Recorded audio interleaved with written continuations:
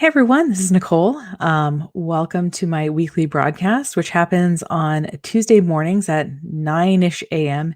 Eastern Standard Time, where I talk about all things related to marketing and tech in terms of small business. So, this week's topic is all about lead generation ads on Facebook for testing ideas.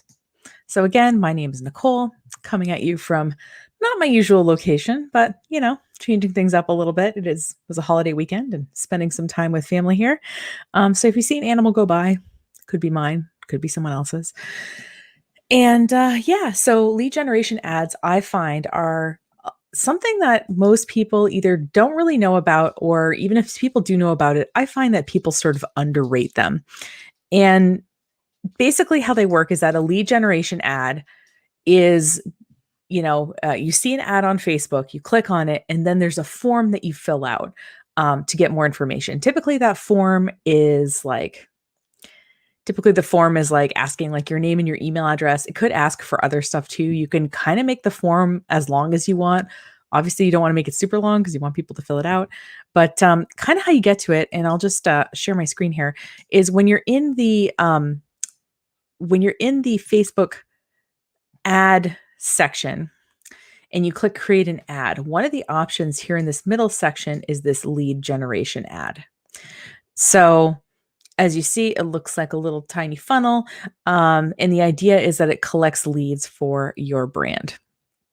And I ran a sample ad set, which I'll show you in a second, but I want to talk a little bit about kind of how these work. So, like I said, you show the ad and you are paying per person that fills out the form. So obviously, a cost per click is going to be relatively low, because someone clicking on something, is a lot less effort than them typing in their email address. So like a cost per click might be something like $1 or even sometimes $5. A cost per lead is going to be a lot higher, especially when you're first starting off with these ads. As your ads get better, your cost per lead is going to get lower. And when I'm in groups people who do these things all day, a $5 lead is considered really, really good. So obviously, when you're starting off, you're going to pay more than that. So I know what you're thinking. Okay, I paid $10, $20 for this email address for this lead. How do I figure out if lead ads work for me? Well, first of all, you probably have not seen a lead ad for a coffee shop or something like that, because the value of their product, a lead for someone to go come buy a coffee, is obviously probably, I don't know, unless you buy really, really fancy coffee, is going to be, um, coffee is going to make you less than $10. So you probably don't want to use lead generation ads if you have a consumer product like that. But you want to ask yourself these questions if you're considering lead generation ads. Just as a tool for your business. So first of all, you want to think about how much would you pay for a good lead? And a lead is, you're getting the name and a way to contact them, typically an email address, sometimes a phone number. How much would you pay for somebody you think could be a great customer who's somewhat interested, and then you have their email address, right? So I don't know how much that is, but you probably have an idea in your mind what that number might be. Now, if you don't know what that number might be, here's some other questions to help you get to that number. How many of your leads actually become customers or clients? So I haven't done this in a while, but I figured out my closing rate is between 10 and 20%. So if I know that my average customer, and I'm just making this math really simple just so we can talk about it. Let's say my average customer pays me $1,000, right? And so I close 10% of my, so I have to pay for 10 leads to get one that's going to make me $1,000, right? So I obviously don't want to pay more than $100 for that lead. And if I pay less for that, that's probably still good, because if I'm closing on 10%, I'm making $1,000 off of them. So you see that, right? So what you want to do is think about your percentage of leads who become customers. Sometimes there is stats related to your industry that you can look at and get an idea of what that is. Sometimes you can look at kind of how many proposals you sent out versus how many people accepted them. So there's ways of figuring this out, but most people kind of have an idea of what this is, but a little bit of math in your accounting system might tell you what that number really is.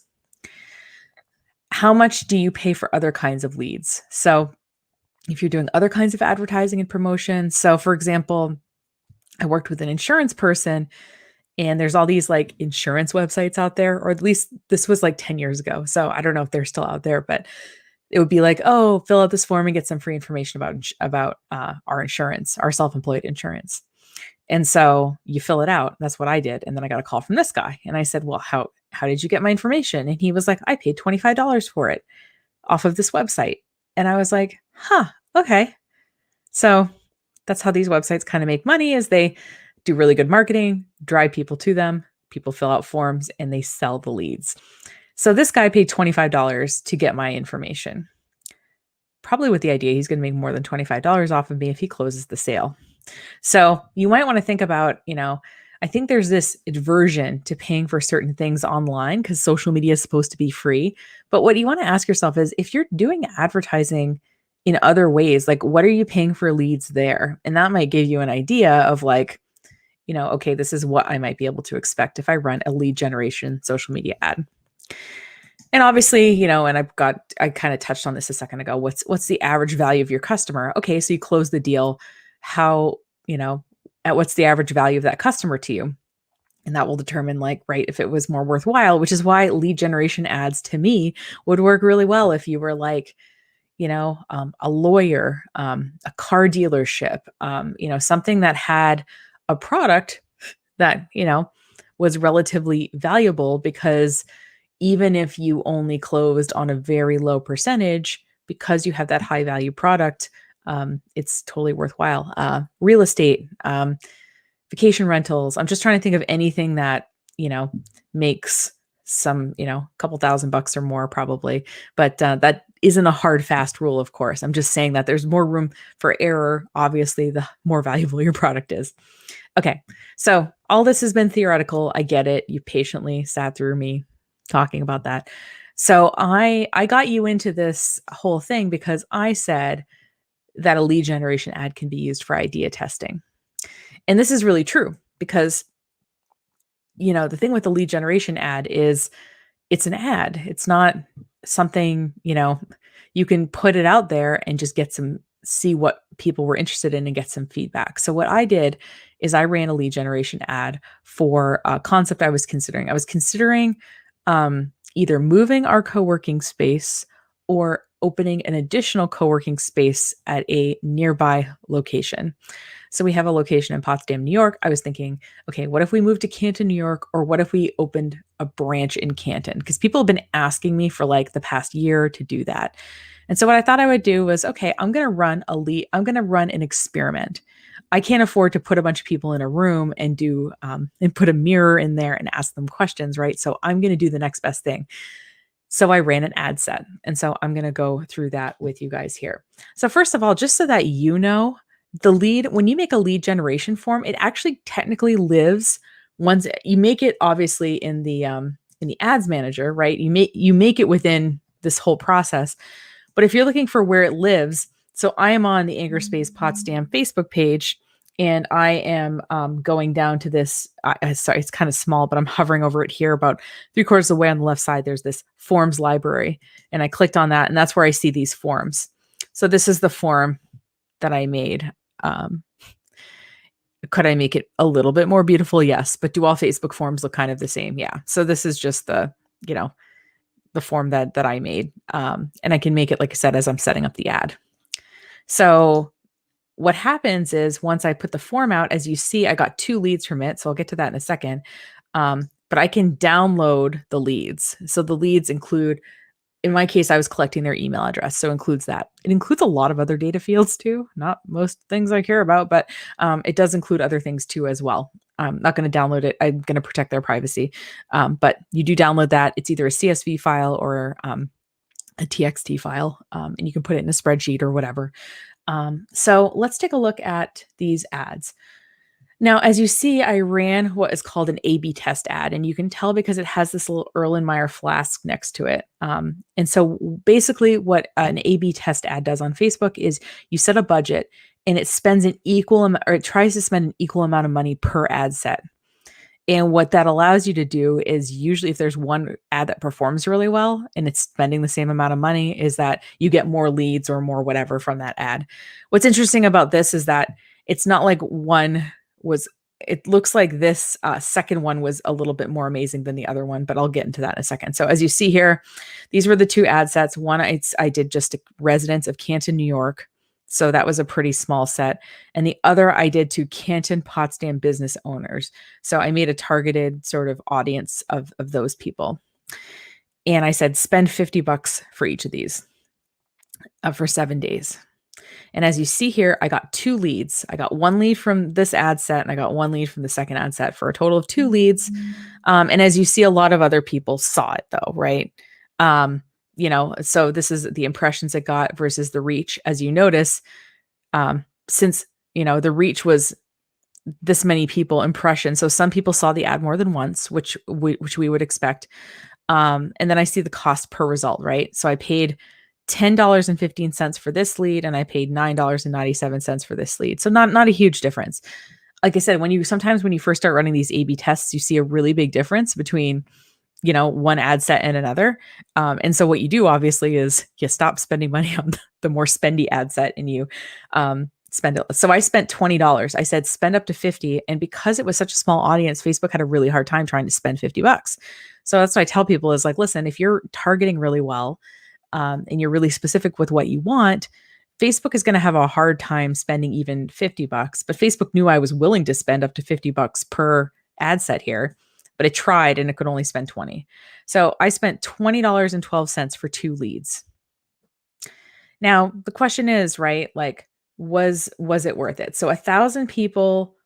So some people looked at it and then I saw that people clicked through to the Anchorspace Potsdam website.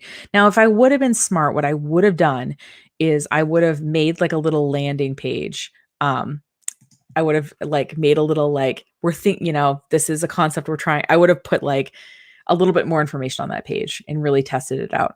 But I just wanted to see okay, does this idea have wings? And because of the potential location costs, we need 2 members to pay for us to open up in Canton. And we have 2 leads. Now, like I said, not 100% of people, right, who say they're interested in something are going to end up buying it, which I totally get. And that's totally fine. So, this was an experiment to see that people were interested, right? So 79 people clicked through and a couple of people signed up, which is about that 10% rate I was talking about, which is kind of, even though I sort of was general about it, that's kind of accurate in this case. So, all right, maybe I need more people to see it. If one of these people becomes a member, well, our memberships are, between, $199 a month and $399 a month for Office Space. So if one of them becomes a member, well, that's worth having spent $20 on it.